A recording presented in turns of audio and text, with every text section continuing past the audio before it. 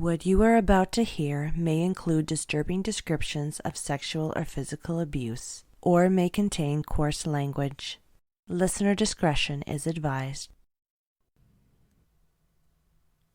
As a child, Genevieve Amaral moved to the Junction neighborhood with her family in 1990, where she began attending a local school. And it was pretty rough in that area. It wasn't somewhere I would walk at night. So I always felt a little bit like the Junction I associated with being on sort of the wrong side of the tracks. When I moved, I was 7 or 8. And I made a friend immediately, my very first friend. And she befriended me. This was the 3rd grade. She befriended me pretty actively and was really talkative. Soon, this friend began to confide in Genevieve about some family secrets. And right away, she started telling me about this group that she belonged to, that her family was part of this organization, and that it was oriented toward or a center of it was this health food store, and as soon as I was old enough to understand, I just associated with New Age stuff. It was like vegetarianism and health and stuff like that. But mostly she emphasized that it was a secret, that I couldn't tell anybody. It was a big secret. And the main thing I also remember is that they would do, so there were activities that they would do together that involved crystals and purification, rituals, and that they tithed really heavily was the other thing that I remember, that there was like money that her family would give this group. Genevieve began to realize that among the children she knew at school, it wasn't just this one friend whose family was involved with this secretive group. And so this little girl tells me this story, tells me that it's a big, big secret. I can't tell anybody. And then pretty quickly after that, a couple of other of the children, and this is like a new school I had just moved to, these other children would come up to me and be like, I'm part of this group too, and you weren't supposed to know this. So it was a little unnerving, to be honest, right? A little creepy. And I ended up befriending a bunch of these other kids. They were confused about it too. I think they were sort of like, my parents say you're not supposed to know. But then soon, I ended up, friends with a lot of these other little children because I wasn't initiated into this sort of thing, and so they could be kind of frank with me. So that was how I discovered them. But one of the things that I ended up discovering was that suddenly it seemed like all these people in the neighborhood that I knew were part of this group. And there were all these other children and adults sort of in the ecosystem of the neighborhood that was in this group. The only thing that was a little bit unnerving to me was this perception that suddenly, there were some adults in my life who were associated with this group. And so it was unnerving to me as a child to have been initiated into this secret knowledge, because I felt like that the adults were suspicious of me, and I have no reason to believe that, but I was anxious that I had done something wrong and that the adults of this organization were going to disapprove of me. The group these families were part of, the Students of Light. Over time, these children confided in Genevieve about some aspects of how group members raised their children. Her closest friend from the group was often sick as a child, and she told Genevieve that the group turned to natural remedies as well as spiritual healing methods like aura balancing. The pendulum, the crystal, I'm glad. I didn't want to describe that because it's such a vague memory that I've long wondered whether I invented it. But I 100% remember my friends telling me about undergoing these procedures. Because like I said, there was a lot of concern around these illnesses. Like my friend who got horrible migraines, and so a lot of energy was expended. She got horrible migraines that she would throw up when she got these horrible migraines all through childhood. And so a lot of energy was expended around figuring out how to help her with their procedures and their treatments and food and crystals and. Genevieve also remembers hearing that the group's healthcare regimen included certain communal child-rearing practices. And the only other practice that I remember that I can tell you about that they did a little bit was they would move some of the children around the households for reasons that I can't really recall. If a child was getting headaches or was sick, there was some sense that maybe it was because of that. I remember one of my friends was staying with another family for a couple of months, and she had these bad headaches. And there was speculation, I guess the reason they moved her was because the group thought the headaches were connected to bad vibes at her family's house or something. I don't know. But the group decided that maybe she would get better if she wasn't living at her parents' house. And there was some of this kind of like communal child raising going on. And there was like adoption stuff that happened, I think. Like I remember one person, she was the adopted daughter of a member of this group. And my memory of it was that this was like sort of a group decision, that her parents were like unfit to raise her, and so this other adult in the group was going to raise her. We're going to raise her instead, and they just did. Like they were her adopted. For all I know, the whole time I knew her, she was the daughter of this adopted family. In this episode, we try to uncover what it was like to grow up as a member of the Students of Light, and why being raised in the group has had a lasting impact on former child members. You're listening to Chasing Enlightenment, Episode 5, The Second Generation.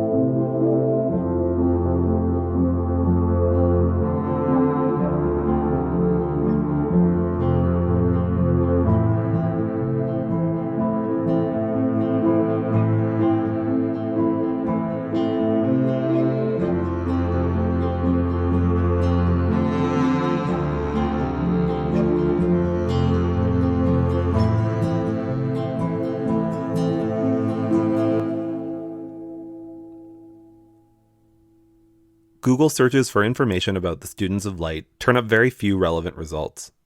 But among these are various threads on the social media site Reddit. Anonymous posters claiming to be former second-generation Students of Light have used Reddit to find one another and to seek more information about the group they grew up in. These anonymous posts contain few specific details, but they do reveal many former members' contempt for the group and its leader, John Hanas. I was made to join as a child when they settled with John in the Junction. We were told to keep it secret, and it was all about control. For example, you had to write a letter asking if it was a good idea to go on holiday. I wasn't aware of any dodgy stuff like the stereotypical cult stories, but the early days were awful, as the members were a mix of neurotic ex-acid heads, draft dodgers, and very weird people. Being gay was a big no, and it was implied you should marry within the group. We were shipped off to veggie meditation camp in upstate New York every summer with people who had no training with kids. I was very scared. Everyone spied on the teens and reported back to parents for discipline. Born into it, grew up in it, fucked a lot of people up. Knew it was fucked when I was only 6 or 7, but I had to play the game. Gotta play hide and seek when you're a kid surrounded by unbalanced people, unwaveringly convinced of their opinions. It's changed names since, but I don't want to say, as people I still care about are still there, and how people want to live is their business.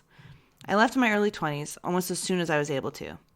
It was free of a lot of the dodgy stuff you'd expect in a stereotypical cult scenario, but it was a mindfuck nonetheless, in the sense that a lot of disturbed people were given carte blanche to act as they saw fit, and basically mindfuck themselves and the people around them. And as a kid, there wasn't much you could do about it, even though you could see it was wrong. So, what was day-to-day life really like for child members of the group?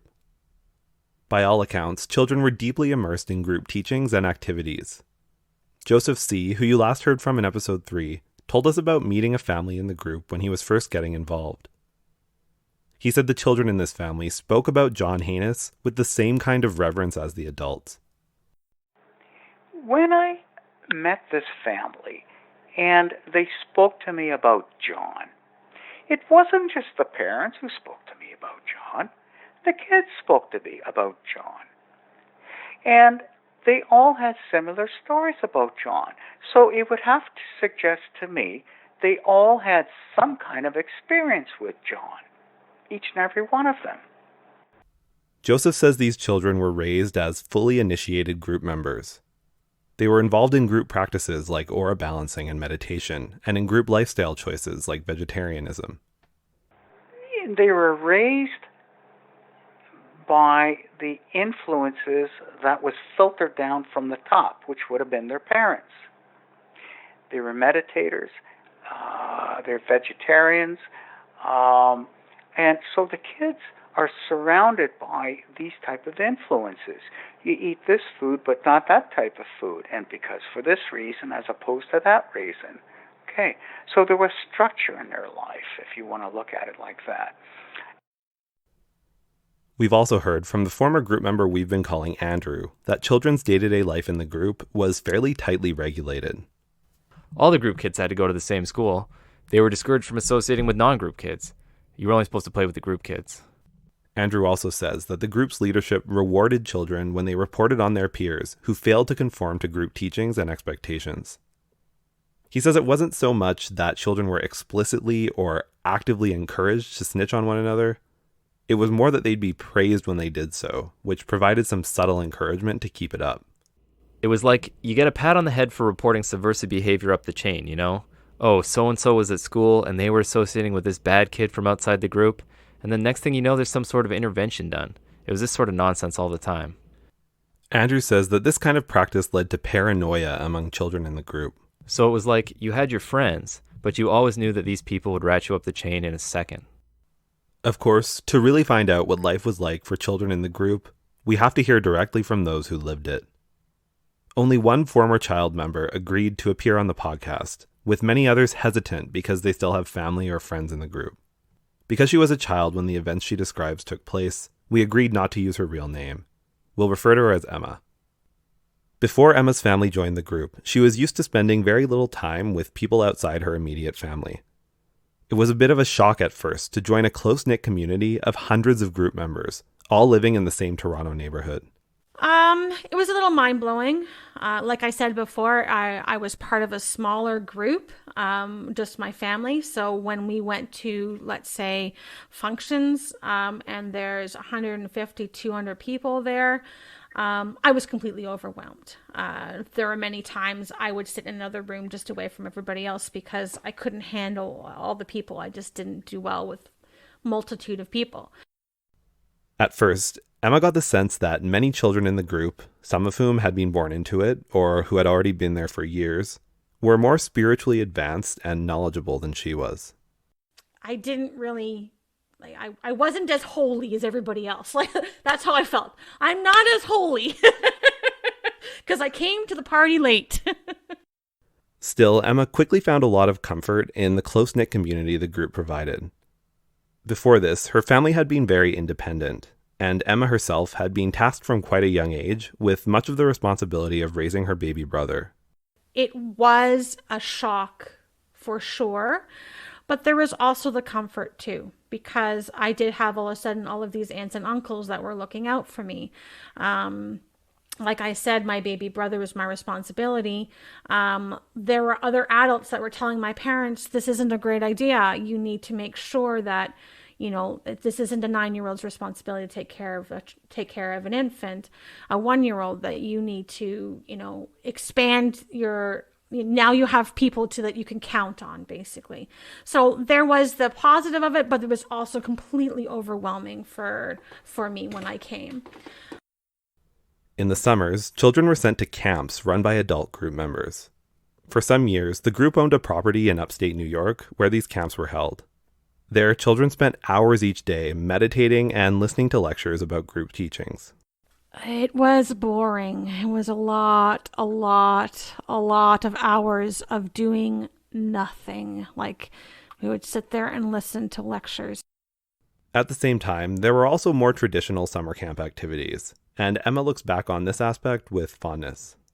But there were other times where it was fun, where we'd go out and learn how to do archery, or we'd learn how to swim, or we would go and plant identification or herbal identification.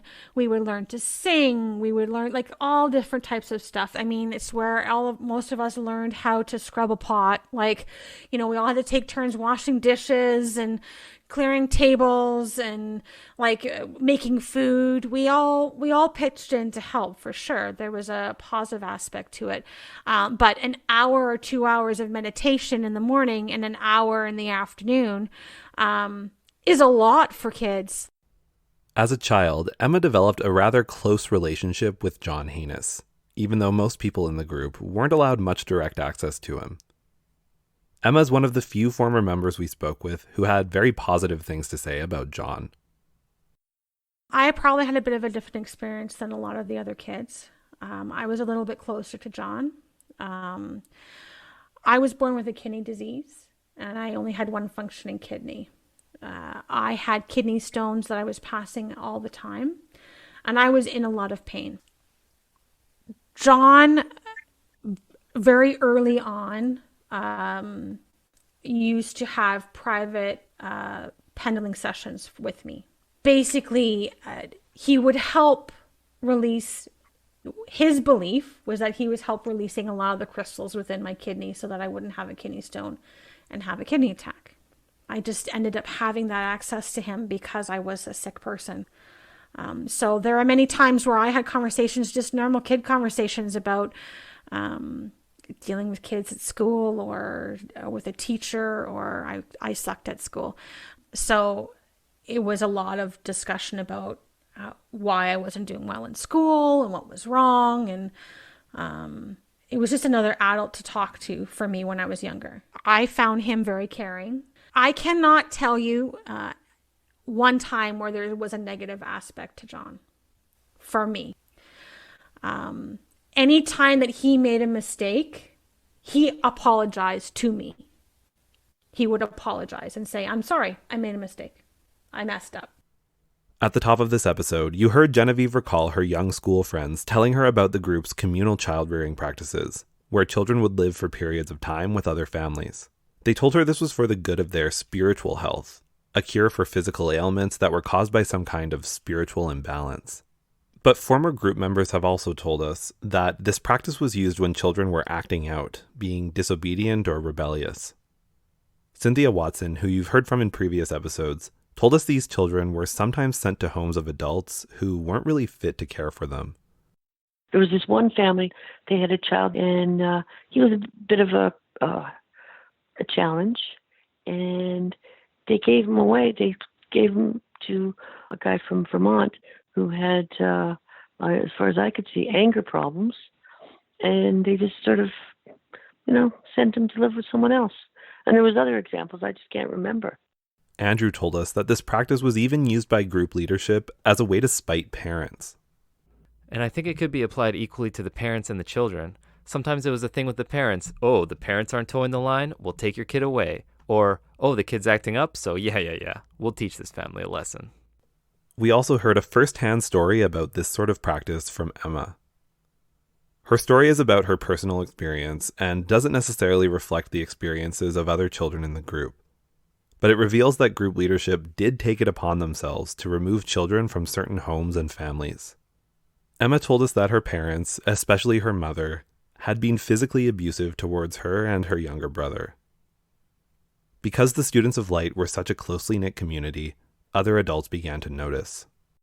My parents, and particularly my mother, like I said, had an anger issue, was physically abusive to me. So I had 3 or 4 meetings with the head of the group along with my parents, because there were times where the discipline was a bit more strict than I guess the group had felt comfortable with. They had heard what was going on, and we were living in close proximity to other people who were part of the group. So they saw the bruises, or they saw my response to my parents, and they would bring it up to the head of the group. When she was around 11, Emma began meeting with John Hanas to discuss the fact that she herself was beginning to develop anger issues in response to the way her parents were treating her and her brother. The meetings were supposed to help regulate her emotions and her violent outbursts. So I had 3 or 4 meetings with the head of the group where we were trying to basically think of as counseling sessions. Soon, though, an incident occurred that triggered a more drastic intervention from group leadership. My mom found a knife in my bed that I had put in there in case she ever came after me in anger, because it had happened a couple times where I was woken up with her punching me. This was an immediate call to the group to get me out of there. I was within, I'd say, I went to school in the morning and I came home from school and I was told I'm going to go live with 2 other people who didn't have any kids. Looking back, Emma sees this situation as quite a complex one. She struggles with exactly how to view it. She recognizes that she was living in a bad situation and needed help, and she thinks there was some genuine effort on the part of group leadership to help fix a toxic situation. Being an adult, I can look back at it and say, okay, yeah, that kid needed to be out of that situation like pronto. And anything close to, at least I was put with people I knew, right? But Emma also feels the situation could have been handled much better. For one thing, the decision to remove her from her home was painted as one to help fix her problems within herself, given that she had started becoming angry and retaliating when her mother became violent. This made her feel like the move was her fault, even though it was her parents who had been abusive. I don't believe I was told that it was my fault, but I definitely felt like it was my fault. Because I responded in the way that I responded, because I didn't respond properly, that I responded with violence, that I was going to hurt my mom if she was going to hurt me. I was pulled out of that situation and put in with 2 other people. And it was in the stipulation that I had to work on myself. I had to make myself better. And that I couldn't do that with my mom and my dad there. That I had to do it by myself at 11. And instead of learning how to deal with those emotions, I think that could have been dealt with in a lot better way than removing a child from a home where they really weren't the problem. Like, yes, there was a problem there, but they really weren't the problem. The group also enforced a very strict separation between Emma and her family, including the baby brother who she'd previously cared for so closely. And I wasn't allowed to have contact with my family. I wasn't allowed to call them. I wasn't allowed to talk to them. And my brother, who I had been basically a parental unit for, I wasn't allowed to call him. I wasn't allowed to talk to him. I wasn't allowed to see him. So separating me from that definitely hindered me, did not help. Ultimately, Emma thinks things could have been handled better. Looking forward after that time, I would say it wasn't a positive. It was the catalyst of me feeling abandoned. I felt like my parents just gave up on me. They didn't fight for me. They didn't want me. That I wasn't very good. I wasn't a good kid. So I had to be removed from them. Emma's new living situation proved to be temporary, and she moved back in with her parents after a couple of months. I shortly moved back in, shortly after that, with a couple of stipulations from the group that if I was starting to feel overwhelmed, I was to tell them, and a bunch of other things like that. After Emma was returned to her home, her family stayed with the Students of Light for several decades. Eventually, though, her parents passed away, after which she slowly drifted away from the group as an adult. Through Emma's experiences, we can see that John and the group's leadership had a lot of power over even the most intimate aspects of group members' lives, down to decisions about how to raise children and deal with abusive family situations. How John decided to use that power clearly had lasting effects on his younger generation of followers. In the rest of this episode, we'll focus in depth on one particular story involving a second-generation student of light. The Inner Light meditation is to assist you in making the essential shift from your mind-based personal consciousness to your transformational consciousness, or your 7th sense. This shift in consciousness is so important to you being able to leave the room for your soul. That's the voice of Don Colmar, creator of the Complete Self-Attunement Guided Meditation Method. You heard about Don briefly in our previous episode. He was a founding member of the Students of Light, who was eventually forced out of the group in the late 70s, in part to ensure John could consolidate his power. In fact, your body is a focal point in time and space. After leaving, Don moved from Toronto to the US and continued to practice spiritual healing. He eventually moved to Amsterdam and founded his Complete Self-Attunement meditation practice. Now, with a devoted bunch of followers, he trains other practitioners and teachers and runs retreats and conferences around the world. The first is the expression, the light, which is a term that represents energy, life force, or fluid consciousness. The light is something to be felt or experienced as a feeling sensation, rather than just something to see or visualize. So what exactly does Dawn's story have to do with the second generation of the Students of Light? In May of 2019, Dawn was arrested after traveling to California to put on a meditation workshop. His arrest followed a request by Canadian authorities for his extradition, based on allegations against him by a former second-generation Student of Light. She alleged that Dawn had raped and sexually assaulted her when she was an underage girl. We should note at the outset that at the time of this recording, Dawn has neither been tried nor convicted of these alleged crimes. Everything you're about to hear about the accusations against him is based on publicly available court documents. These documents keep Dawn's accuser anonymous, since she was a minor at the time of the alleged offenses, and will do the same. Since court proceedings sometimes refer to her by the pseudonym Bonnie Baker, we'll call her Bonnie. Bonnie's parents brought their family into the Students of Light around 1974, when Bonnie was 11 or 12 years old and Dawn was 23. Dawn allegedly told Bonnie's parents that she was spiritually gifted and had been chosen by God to do special work that she could only accomplish by becoming close with Dawn. He allegedly began spending time with her alone, promising to give her one-on-one instruction and guide her to reach her full spiritual potential. He would take her on trips to the US to perform aura balances, eventually training her in this technique so she could assist him. Bonnie alleges that Dawn soon told her it was divinely ordained that they be married when she turned 16, and that he initially said they wouldn't be physically intimate until that time. That soon changed. Bonnie claims that when she was 13, Dawn said he couldn't wait any longer, and began periodically sexually touching and then eventually raping her. Bonnie also alleges that Dawn exercised intense control over her life and verbally abused her. That he permitted her to sleep for at most 3 hours a night, and controlled when she ate, when she used the bathroom, when she brushed her teeth, and what she wore. And Bonnie says episodes of sexual abuse were typically preceded by hours of verbal humiliation, during which Dawn called her stupid, a piece of shit, worthless, and fat and ugly, while extolling his own spiritual powers and what a great honor it was for her to be with him.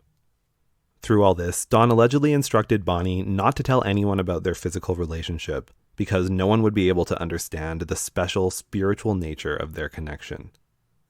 She didn't initially disclose Dawn's abuse to her parents, though she did once share a few details with John Hanas.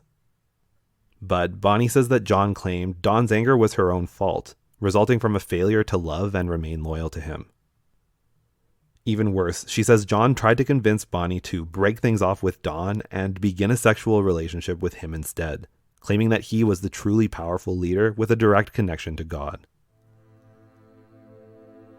When Bonnie was 16, arrangements had begun for her wedding to Dawn with the approval of her parents.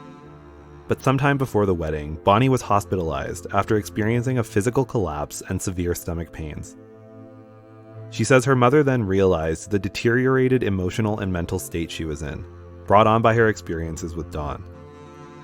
Bonnie's parents canceled the wedding and cut off all contact with Dawn, around the same time that Dawn also permanently left the Students of Light. Bonnie says she eventually revealed more specifics of her abuse to her parents, John Hanas, and other higher-up group members. But she claims group leadership initially told her family not to bring charges against Dawn because their case was weak and the abuse Bonnie experienced was likely her own fault.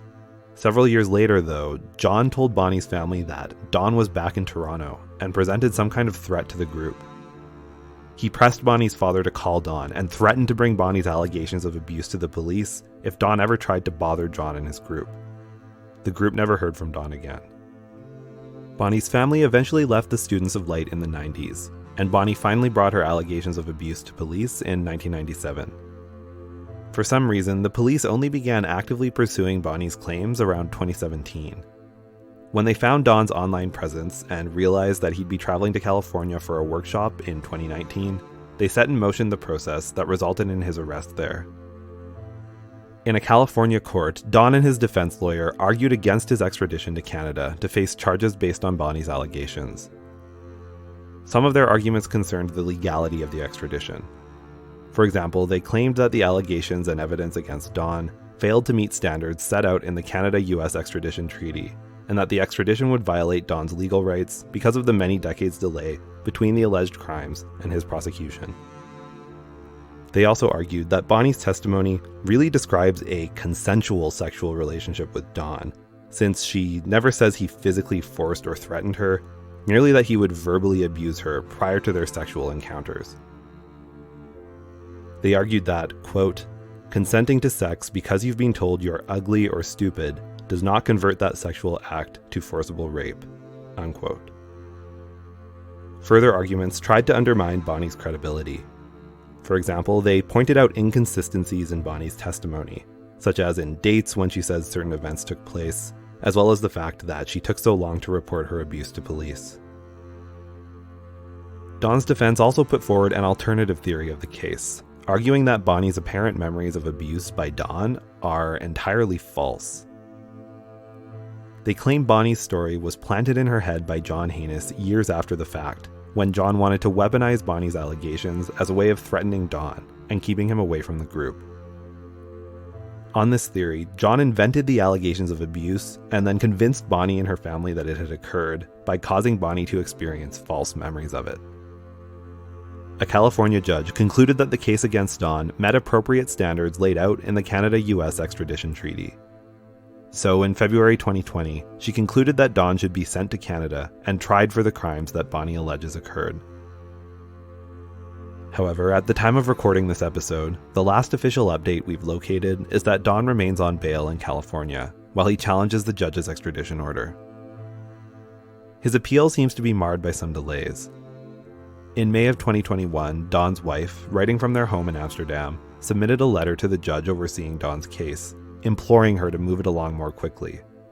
Here are some excerpts from that letter. The pain of not knowing when this nightmare will end prompted me to write to you and ask you to look at Don's case. My husband is being falsely accused. In 1980, the complainant and her family started to live with the group my husband was part of since 1975. My husband left the group in October 1979.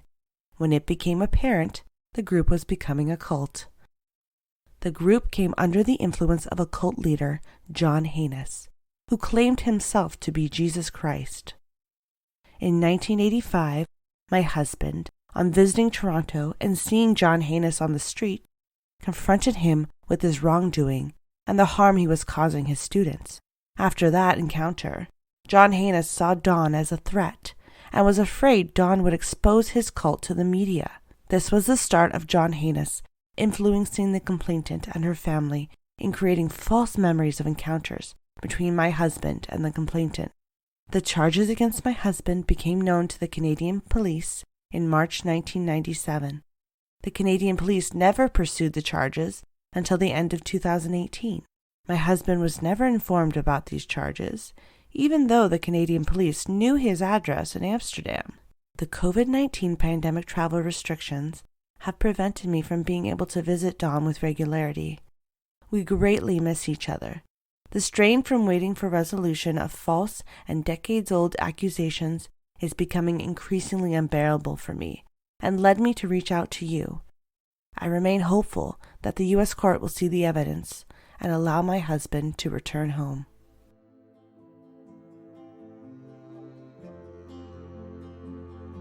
Now, regardless of whose side of the story is ultimately true in this case, it's clear why Bonnie's time growing up in the Students of Light left long-lasting scars. If her allegations against Don are true, it means she was raised in the group in a sexually abusive situation. But even if we assume that the alternative story from Don's defense is true, that Bonnie's memories are false and somehow planted in her head by John Hanas, it would still be true that Bonnie's childhood was marred by a manipulative spiritual leader. So, if the stories on either side of this case are true, it should be clear why Bonnie would have lasting traumas related to her upbringing in the group. Chasing Enlightenment was written and narrated by Daniel Monroe. Audio production and editing by Carolyn Smiley. Additional research and voiceovers by Robert Monroe. Artwork and web design by Megan Hilario. Please rate, review, and subscribe wherever you listen. You can find more information about the show and ways to support us at chasingenlightenment.net. Contact us at chasingenlightenment@gmail.com. For mental health support in Canada, visit wellnesstogether.ca or text 686868 for immediate help. Those seeking to leave abusive relationships can visit endingviolencecanada.org.